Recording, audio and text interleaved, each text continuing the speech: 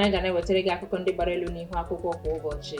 Ihe mmemme nke anyị kpọrọ ka o si mee, nke iji newspaper review wee mara. O webụrụ ihe kwuru ka a na-eme. Igbo bụ Igbo, ụtụtụ ọma. Onye biri ka nwanne ya biri, ụwa ga-aka mma. Cheta na ọ bụ n'Ugwumba telivishọn ka ozi anyị si erute gị. Taa wee bụrụ Wednesday, ahịa afọ, abalị 22 n'ime ọnwa 11 nke afọ 2023. Eji m aka na emere ọfụma ebe ahụ ị nọ. Aha m bụ Emilia Onyechinwakwo. Kpọọ m Adaọlaedo. Ịdịkwa njikere ịnụ ka o si wee mee n'akụkụ gị taa ma ọ n'ala Igbo be anyị kpọmkwem. Ọ bụghị so naanị m n'ebe a, mụ na Mazi Nnamdi Kanu dịka okene ọhaneze. Ndị ma ụmụ Igbo daalụ nọ. Dịka o kwuru, taa bụ ahịa afọ. Ọ bụrụ na ịbụ onye Enugu steeti, ịmarago na ahịa afọ buru ibu. Enwere ahịa afọ Eke Ugbo ka enwekwara ahịa afọ nke dị na Obago Amaechi ọkụ na nwere ahịa afọ na ahịa dị iche iche. Ya bụ ọ bụrụ na ihe gbasara ihe Igbo na-adịghị mma, ahịa Igbo na-adịghị mma n'ime obodo, biko garuo n'ụbọchị tata ka anyị gbapụ ọsọ. Ndị nke a na-azụ na bụ ahịa afọ dị na bụ ahịa afọ ka a na-azụkwa. Kedu ahịa afọ? Kedu aha otu afịa dị na bụ? Ahịa anyị na-azụta na be anyị bụ ahịa Afọ Udo ma ahịa Afọ Enyim. Dịka esi wee mere ka anyị gbapụ ya ọsọ na-egbughị oge ọbụla. Akụkọ mgbe anyị nwere ebe a taa wee sị, I'll be among those to welcome Nnamdi Kanu December 15. Nke a wee bụrụ Honorable Obi Agụọcha na-ekwu ya. Obi Agụọcha wee bụrụ member representing Ikwuano Umuahia Federal Constituency. O wee na-akọwa na ọ ga-eso na ndị ga-asị Mazi Nnamdi Kanu nnọọ na December 15 mgbe a ga-atọhapụ ya n'ụlọ nga. Ị nwere ike ikwu maka ya? Nke a bụ olileanya. Nke a bụ olileanya ka e nwere na ọ bụrụ na ọ gaa na ụlọ nkwubi okwu Supreme Court na a ga-atọhapụ ya na December 15. Ya mere na ọtụtụ n'ime anyị na-ene anya na ụbọchị ahụ na anyị ga-esogasị ọhamadike ndị Igbo ya nnọọ maka na o tee na-eji o rukwe na kịta. Ụfọdụ n'ime anyị na-ekwenye na ọ dị ka onye nke a chọrọ iji gbara ndị be anyị ekeresimesi. Jagabandị ka ọ chọrọ iji gbara ndị be anyị ekeresimesi maka na anya bụ nwa amadi o tee n'ụlọ. Ụfọdụ n'ime anyị kwenyere mgbe onye nke a pụrụ apụ ji ya, anyị mara na onye nke ahụ bụ obi akpọ na onweghị enweneta ha ka ọ hapụ ya. Mana anyị na-atụ anya na ọ bụrụ na onye nke a chọọ ka emeta ọfụma, ọ bụrụ na ọ chọọ ka ndị mmadụ sie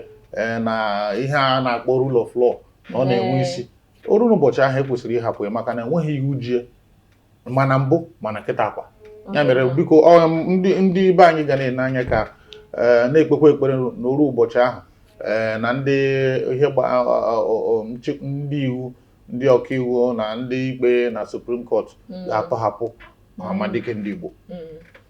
Mụ onwe m sokwe na ndị ga-asị ọhamadike nnọọ maka na nweze anaghị efu na mba. Ka anyị gaa n'iru. Ya bụrụ na ị chọrọ oke nke a bụ na ABN telivishọn ka esi wee nweta ozi dị etu a. Iji gbakwunyekwu ya, otu ihe ọzọ dị n'ime bụ na ịmarago na ndị ndọrọ ndọrọ ọchịchị nwere etu ha na-esi eme ihe ha. Mgbe anyị pere mpe n'afọ 1983 ka Shagari ịma mgbe ahụ ndị MPN chọrọ ka ha bata ana Igbo.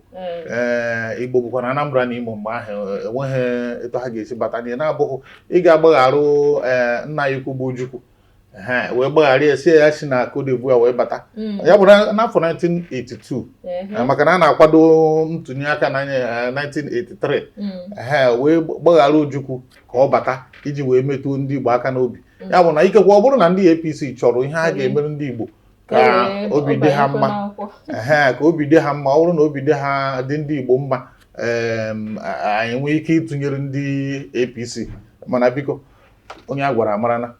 ọ na-abụghị nke esi azụ ụlọ, anyị amarana. Si nke ọma mezie, nke ọma mewe. Hallelujah. N'egbughị oge ọbụla, akụkọ ọzọ anyị nwere ebe a wee sị massive demolition loading in Lagos. Nke a wee na-akọwa na Federal Housing Authority FHA na-akọwa na ha ka na-abịakwa ịkwatu ụlọ ruru 677 ebe ndị ọzọ dị 744 ka a ga-akwatu ụfọdụ wee hapụ ụfọdụ. Nke a bụ ka e wee mekwenụ ka o doo ndị Igbo anya ma ndị ọzọ dịka ihe a metụtara ha ka ajụ n'ume. Ya bụ ihe akwụsị. Enwere aja a na-ekenume na-abụghị na ịma ekwe ekwe na-ekwe n'ute ekwere. Ọkụkụ na-ada anụ ihe ọ na-anụ ihe n'ime ite ofe ọ bụrụ na a na-asị gị biko yokwe ọfụma tupu ịrụ ụlọ a maara na ị kpatara ego ịchọkwa na ịrụ ụlọ mana biko nke a ga-akụziri ndị ọ na-emebeghị ihe ọ bụrụ na ịkpata ego dịka ụdị m nkịta mkpata ego amarago m na aga m ebigodo ụzọ rụọ n'ala Igbo ọ bụzi na landlord mma mụra na Lagos enwere m ike mechatawa obere ebe m ga-ebi ọ ga-abụ eme ihe na ọgbahapụrụ m ya bụ na akwatuo na ndị akwaturu si na aka ga-akwatukwa ọzọ ndị nke kwaturu nke mbụ bụ ndị Lagos steeti gọọmenti na-eti mkpu na Lagos na-eme ihe na nke ahụ ndị Federal Housing otu onye siri ọ bụrụ na ị gaa ahịa Eke nụọ ọgụ na-aga ahịa Orie nụọ ọgụ gaa ahịa Afọ nụọ ọgụ ọ bụrụgodo na ị chọghị okwu ịnụ ọgụ n'afịa na-atọ a ihe ọ pụtara bụ na ọgụ a na-achọ okwu ya mere na ndị be anyị kwesịrị ka anyị nezie anya ọfụma kedu ihe kpatara na mgbe ọbụla ya na-arụ ụlọ n'ebe na-ekwesịghị ịrụ ma ọ bụ na-enyochaghị enyocha mana ihe dị etu a bụkwa na ihe mwute maka na ụlọ ndị a rụrụ ebe a abụghị taa ka a rụrụ ya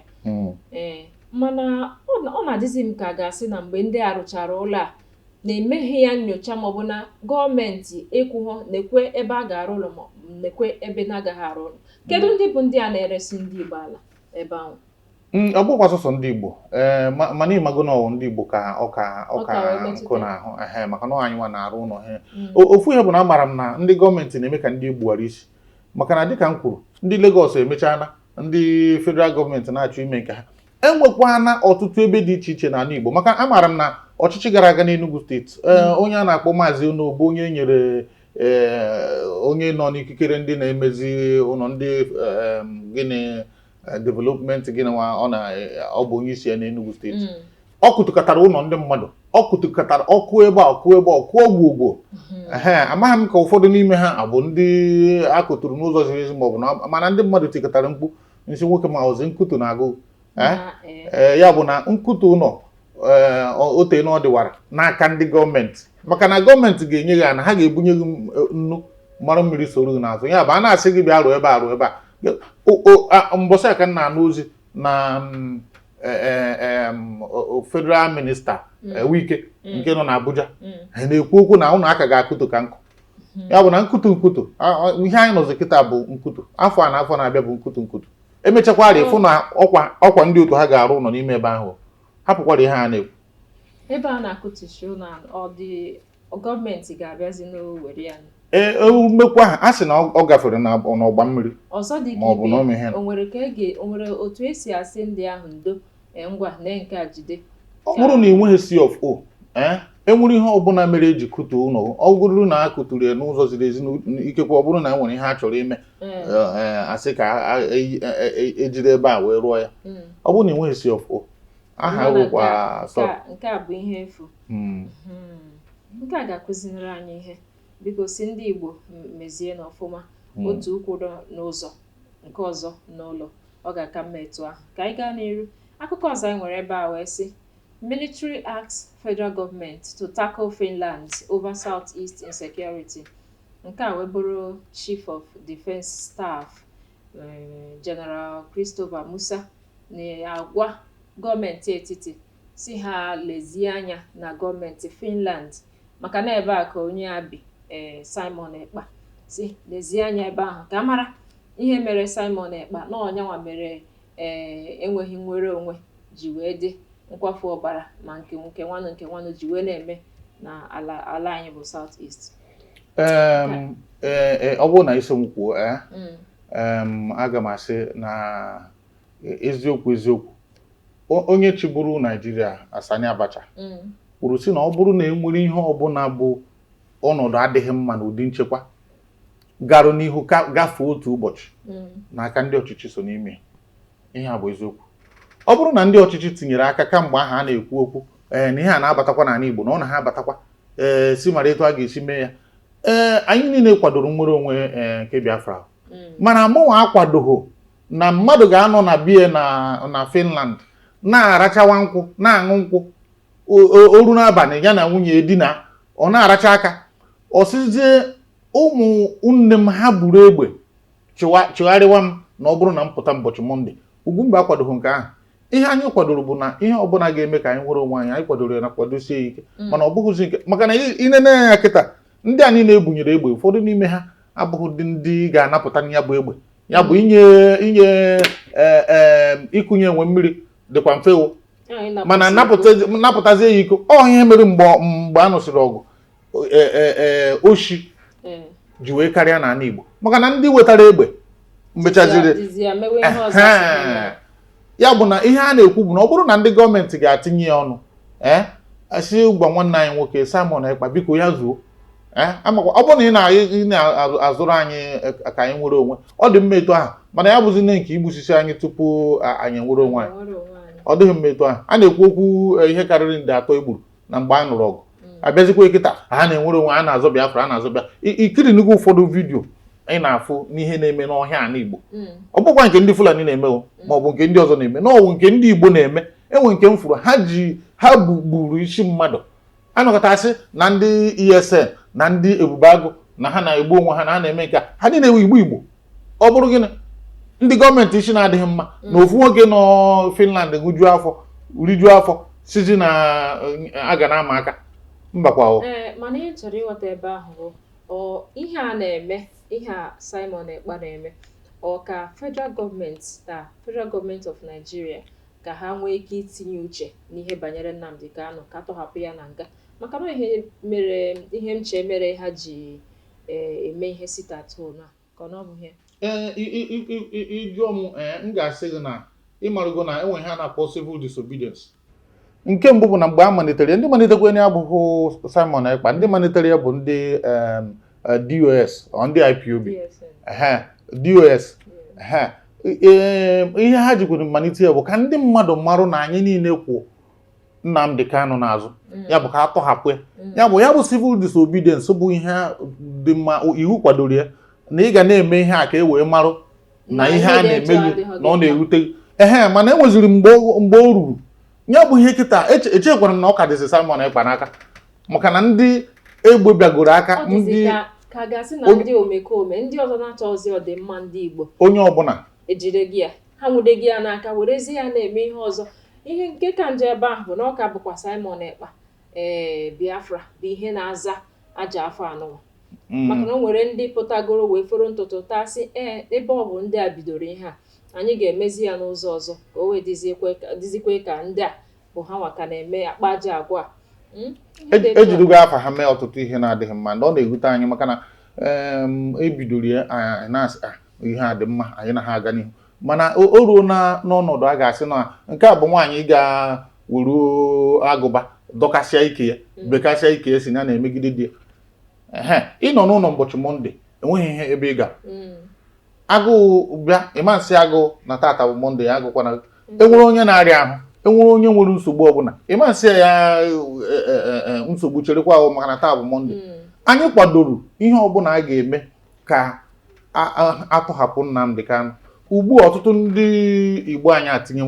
ha tiwego ọnụ ọ bụ eziokwu na ha ekwughịkwa n'oge mana ihe anyị na-ekwu bụ na ọ ka mma anyị kwa onye bụ mamịrị ọnụ ọ bụghị nke mmadụ ịdị na-emegbu onwe ya so na a na-eme ka azọpụta nna kịta onye fụ n'ụzọ kịta gbagbuo ọsị na maka na-eji Nnamdi Kanu onye gakwuru mmadụ ga mee ihe ọjọọ bụrụ egbe zuo ochi amaghịzi ndị bụ ndị ochi na ndị bụ ndị na-azọ ihe bụ nsogbu anyị na-enwe biko si leruo anya anyị ncha niile na-akwado ka Nnamdi Kanu ọha mmadụ ike ha hapụ ya tọhapụ ya na